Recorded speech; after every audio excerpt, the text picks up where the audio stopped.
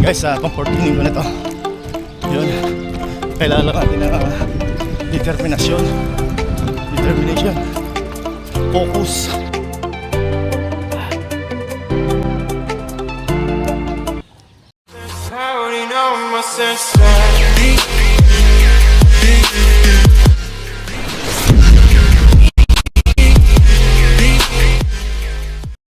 Yun, good morning guys. This is my 25 days of jogging. 5 o'clock in the morning. Let's go guys, gising tayo, bangon at para mabanat natin mga buto-buto. Let's go! Yan guys, madilim pa rin. Pero marami na rin mga nagja-jogging. Yan, samahan niyo ako hanggang sa huli.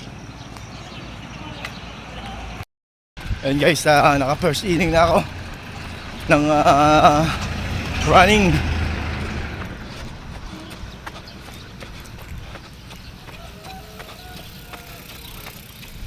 So, one inning ng walking, plus 1 inning of jogging. So tuloy-tuloy lang guys. Samahan niyo ako, sabayan niyo ako ng exercise. Yan, makakatulong po yun sa ating health. Sabi nga, health is wealth. Yan. Kaya in-encourage ko yun na tumakbo, mag-jogging. Let's go guys! Yan sa mga friends ko sa YouTube, to other country, good morning, wake up, let's go and jogging for your health. And guys, naka second inning na ako. So pang third inning ko to guys. Samahan nyo pa rin ako. At madalim pa rin talaga. So dito lang ako nakakakuha ng video pagdating ko dito. 0.7 kilometers kasi yung 1 inning nito. So pag naka 10 ka, para ka na rin tumakbo ng 7 kilometers. So siyempre to my age, okay na yung 7 and 6 innings. Mahirap kasing pwersa yung sarili natin. Baka sabi nga baka dumugo. Yan. Samahan niyo pa rin ako guys. Ayun guys, pang 14 ko na to. Yun, kailangan natin ng determination, focus.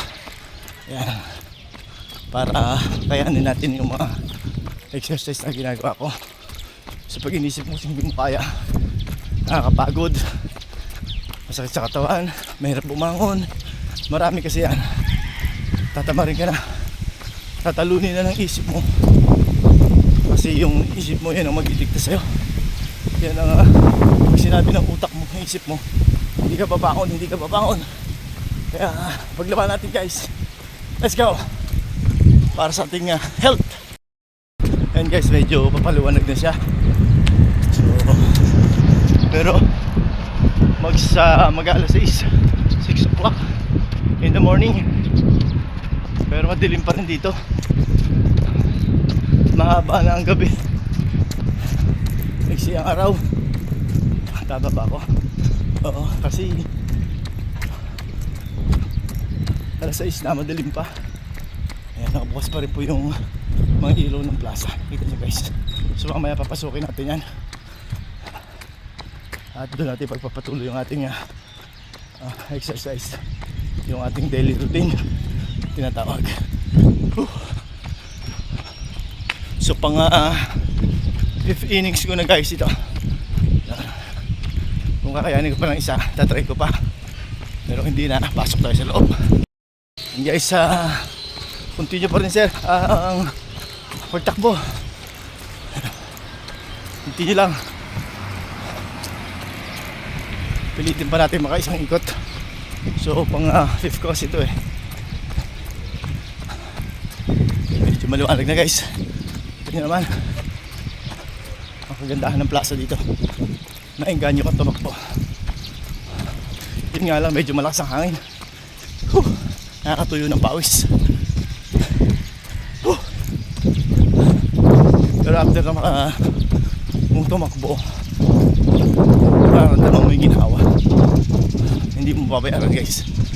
So, kaya encourage ko yung run, jog every morning. Okay guys, last inning ko na to. I-exercise pa ako sa loob. Medyo talagang nakapos. May nakasabay ko yung aking pinsan. Regular siya tumatakbo din. Problema rito pagdating din sa pwesto namin, mahangin. Ito yung pawis mo. So guys, kita-kita tayo mamaya sa loob. So guys, naiwan na ako rito at ako'y papasok sa loob ng plaza para pagpatuloy pa yung aking exercise. So sila kasi inuubusan nila yung oras nila sa pagtakbo. So okay naman yun. Ako kasi gusto ko may iba pang routine, iba pang exercise. Ayan guys, pumapasok tayo sa loob. May mga ilan-ilan din dito naglalakad.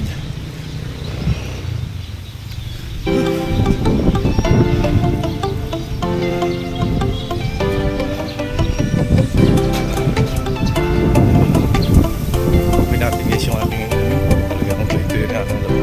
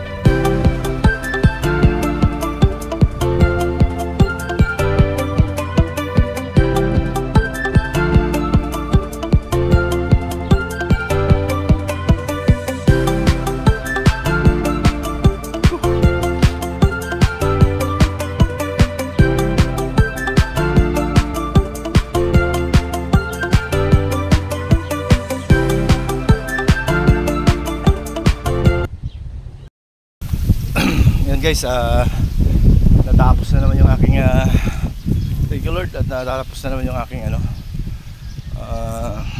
daily routine exercise. So ang sarap naman ng pakiramdam, natanggalan naman yung mga bad cholesterol. Yun, maganda na naman yung maghapon ko nito dahil umaga pa lang nabanat na ang aking mga buto. Dumaloy na yung aking dugo sa aking ugat dahil syempre maaga pa lang ay nag-exercise na tayo. So to all my viewers and subscriber, friends sa YouTube, Let's do it. Lee, thank you very much sa mga OFW, sa friends ko in other countries. Thank you so much for continue watching and support my channel. Thank you very much. At muli, magpapaalam ako muli ngayon. Goodbye for now.